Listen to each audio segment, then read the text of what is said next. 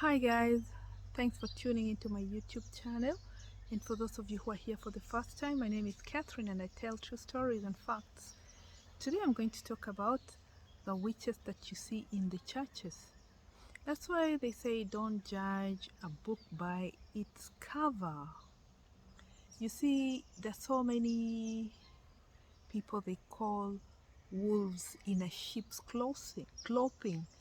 And that happens a lot around here. Like this is upcountry. Yeah, that's upcountry. And in the neighborhood, we have all sorts of people. A lot of people that some are very good, and I can say not all are so good. Most of them are very evil. But they will come as friends, but in reality, they're studying you. There are these people you see dancing in church. They're even in the choir. Soloists in the choir.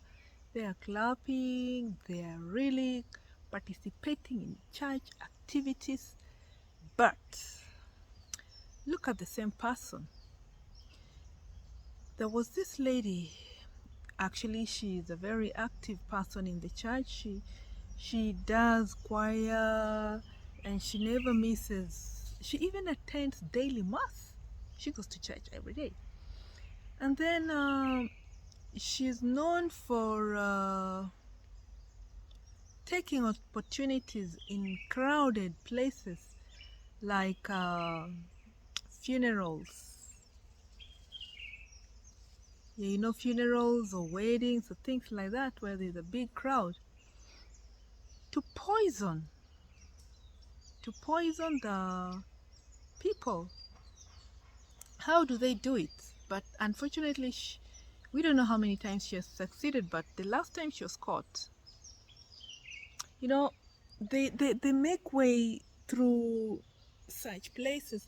Like they make routes through the holes in the fences and try to reach to the grounds where the caterers are.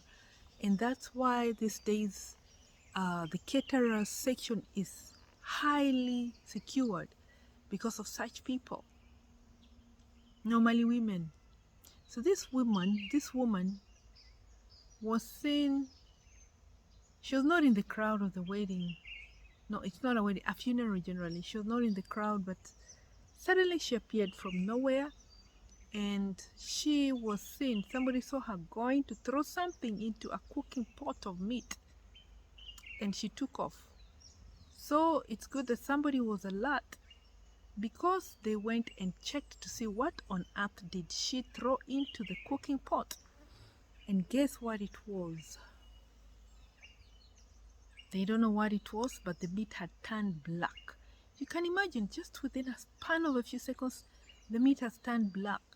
I guess it was supposed to cook and the blackness will disappear into the soup of the meat and just look like a normal meat, but it's good that she was seen on time. So what they did is they decided to give a piece of the meat to a cow, no, to a dog rather. And you know what happened to the dog? Of course, the dog died. Yes, the dog died instantly. So you can imagine what a dog at least eats some dirty things sometimes, if not guarded. So you can imagine what could have happened to a human being if she if he devoured that piece of meat that killed the dog within a few seconds. Maybe it would be a fraction of a second before the human dies. She's lucky she wasn't caught, otherwise it could have been a mob justice on her.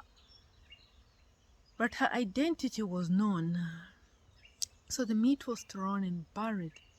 And that saved the lives of people. And that's why you guys need to guard places seriously, especially during big occasions like weddings or funerals. You need to protect your food. Don't just leave it there. Don't just leave it in the open. Let only the and so that you know at least if the food is poisoned, it's one of the caterers, but not somebody from outside, like this particular woman who's very active in church, in the choir, attends mass every day, and even talks about evil people. So you can imagine, who do we trust here? Who do we trust? There's a lot of evil, really, a lot of it. And others going to throw pieces of you don't know what on people's roofs. You know, they believe a lot of stuff in witchcraft, stuff wrapped in a black paper. They go and throw it on the roof of the deceased, hoping to kill more people.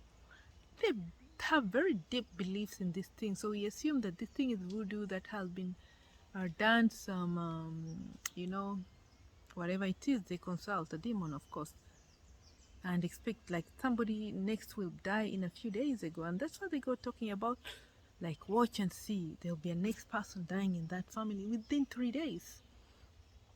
But unfortunately nothing happens if a family is of strong Christian backgrounds. Such things don't happen. And funny enough, they'll send even people to go and check on them, have they died or not, in the name of coming to say hello, to see how the remaining are doing, things like that. It's kind of weird, very weird people in some villages around. They deprive pleasure in the suffering of others. I might say that it could be lack of social amenities that could be causing people to look for other means of entertaining themselves by trying to harm others and just sitting back to watch what happens. So I would recommend at least more recreation areas to be built around such places to avoid people having evil minds of entertaining themselves. But then that means that they will still need money to do such things, to attend this leisure. So it's just in their blood. Unfortunately, we just have to be vigilant and be on the lookout for such people at gatherings. You can imagine, you have a party and at the end of the party everybody has died, and what does the person gain? Nothing. The person is just happy. So be careful. There are a lot of malicious, evil people living within the society. If you enjoyed my video, like, share and subscribe. I'll bring you more of these stories, and if I have the pictures, probably I might just be able to maybe interview one of them and find out what benefit they get from doing such things. Have a nice day, night or evening. Ciao.